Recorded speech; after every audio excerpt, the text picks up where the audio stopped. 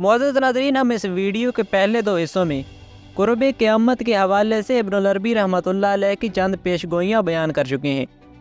آج کی اس ویڈیو میں ہم باقی بات جانے والی پیش گوئیاں آپ کے سامنے پیش کریں گے۔ ابن العربی رحمۃ اللہ علیہ قرب قیامت میں ہونے والے واقعات کے متعلق فرماتے ہیں کہ خدا کے نام کے بغیر کتابیں لکھی جائیں گی، تمہارا لکھنا بھی لوہے کا محتاج ہوگا اور تمہاری کتابیں لوہے کی دستکاری سے تیار ہوں گی۔ اور اس زمانے میں آدمی اپنے خیالات دوسرے ملکوں اور شہروں کے باشندوں کو آن کی آن میں بھیج دیا کریں گے۔ ناظرین، دینی کتابوں کو چھوڑ کر دوسرے علوم کی کتابوں میں ہمارے بعض مصنفین کی کتابیں اٹھا کر دیکھیے تو ان میں آپ کو اللہ کا نام نہیں ملے گا، اور بعض لوگ تو ارادتاً اپنی کتابوں میں بسم اللہ وغیرہ لکھنے سے اس لیے گریز کرتے ہیں کہ ان پر مذہبی ہونے کا لیبل نہ لگا دیا جائے۔ اور تمہارا لکھنا لوہے کا محتاج ہوگا تو یقیناً اس زمانے میں پین کی نیب ایجاد نہیں ہوئی ہوگی، اور تمہاری کتابیں لوہے کی دستکاری سے تیار ہوں گی تو جدید پرنٹنگ پریس اس کا جیتا جاگتا ثبوت ہے۔ اور آدمی اپنے خیالات دوسرے ملکوں میں آن کی آن میں بھیج دیا کریں گے تو اس میں ہماری ویڈیو کالنگ اور ای میل وغیرہ کا ذکر ہے۔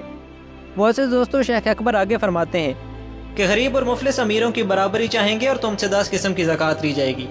ناظرین، ابھی کچھ ہی زمانے پہلے کی بات ہے کہ عام طور پر قوم کے شرفاء امیر ہوا کرتے تھے اور وہ اپنی امارت کا اظہار نہیں کرتے تھے اور غریبوں میں ان کی برابری کرنے کا خیال شاید ہی آتا ہو، لیکن آج ہر شخص اس دھن میں مبتلا ہے کہ دوسروں کی طرح امیر ہو جائے اور تم سے 10 قسم کی زکوٰۃ لی جائے گی۔ تو یہاں شیخ اکبر نے 10 کا لفظ محاورتاً استعمال کیا ہے، کیونکہ اب تو لوگوں سے سینکڑوں قسم کی زکوٰۃ لی جا رہی ہے۔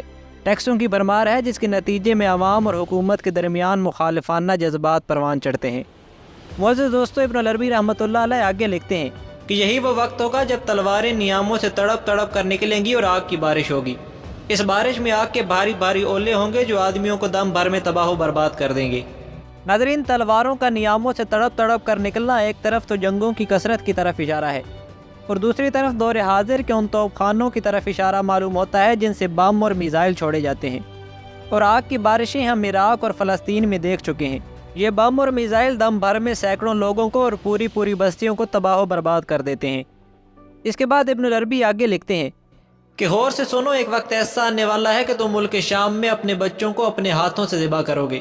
ناظرین، اس طرح کے واقعات تو ہم اس دنیا کے مختلف حصوں میں دیکھ اور سن چکے ہیں، لیکن ہو سکتا ہے کہ شام میں کسی وقت یہ واقعات بکثرت رونما ہوں، اس لیے اس پیش گوئی میں خاص طور پر شام کا ذکر کیا گیا ہے۔ اس کے بعد آپ آگے فرماتے ہیں کہ تمہاری عورتیں ہتھیار باندھ کر میدان میں جائیں گی اور اس دن ہر باشندے کو جنگ کا بلاوا آئے گا۔ یہ جنگ دین اور ملک کے لیے نہیں ہوگی بلکہ خدا کا قہر ہوگا جو بندوں پر نازل ہوگا، اور اس دن کسی خون کے قطرے میں عدل و انصاف کی بوند نہ ہوگی۔ اس دن زمین بھی تمہاری لاشوں کو اپنے اندر نہ آنے دے گی، اور یہ بڑا ہولناک زمانہ ہے۔ ناظرین، اس پیش گوئی کا تعلق بظاہر آئندہ آنے والے ان واقعات سے ہے جو قیامت کے بہت قریب واقع ہوں گے، اور صرف وہی لوگ ان فتنوں کے شر سے محفوظ رہیں گے جو خلوص نیت کے ساتھ اپنے رب کی طرف رجوع کریں گے اور اللہ کے حضور سچی توبہ کر کے اپنے دین پر قائم رہیں گے۔ ناظرین اکرامی، شیخ اکبر اگلی پیش گوئی میں کچھ اس طرح فرماتے ہیں کہ قیامت سے پہلے ایک وقت ایسا آئے گا کہ عرب قبائل کی طرح جہالت تمام دنیا میں پھیل جائے گی، تیل اور خون اور کئی بنا پر لڑائیاں ہوں گی۔ نیک اور عقل مند چاہیں گے کہ یہ بے وقوفی کی ضد ختم ہو جائے، وہ ان کے سامنے مساوات اور انسانیت کے خطبے پڑھیں گے، مگر ان نیکوکاروں کی کوئی نہیں سنے گا، کیونکہ خداوند تعالیٰ کا فرمان ہے کہ میں ان قبیلوں اور قوموں کو نسلی آگ اور تعصب کی آگ سے ہلاک کرنا چاہتا ہوں۔ تم دیکھو گے ہم قبیلہ قومیں غیظ و غضب میں گھروں سے نکلیں گی اور ایک دوسرے کا خون پیئیں گی، اور یہ آگ دنیا کے مشرق و مغرب اور شمال و جنوب چاروں طرف پھیل جائے گی۔ ناظرین، عربوں نے ملت اسلامی کے تصور کو چھوڑ کر عرب قومیت کا بت کھڑا کر دیا ہے اور اس کو اچھے اور برے کا معیار بنا کر خود کو ٹکڑوں میں تقسیم کر لیا ہے، اور دولت کی فراوانی نے انہیں عیش پسندی کا عادی بنا دیا۔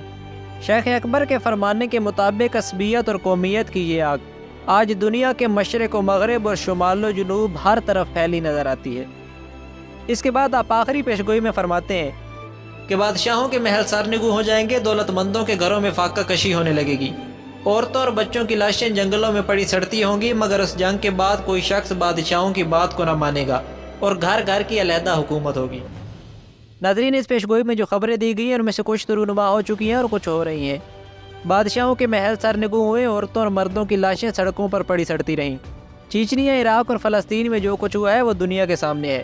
معزز ناظرین، ابن العربی رحمۃ اللہ علیہ آخر میں فرماتے ہیں کہ اگر تم اس زمانے میں موجود ہو تو ہر وقت اللہ تعالیٰ سے توبہ کرو، خدا کے حضور سجدے میں گر کر پناہ مانگو، خداوند تعالیٰ ہی تم کو اس تباہی و بربادی سے نجات دے سکتا ہے۔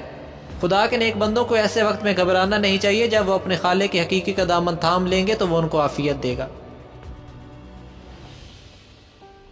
ناظرین کرام، یہ ویڈیو پسند آنے کی صورت میں اسے لائک کریں اور اسے اپنے دوستوں تک شیئر کریں، اور مزید ایسی ویڈیوز کے لیے ہمارے چینل کو سبسکرائب کر لیں۔ آئندہ آنے والی ویڈیو تک ہمیں دیں اجازت۔ اللہ حافظ۔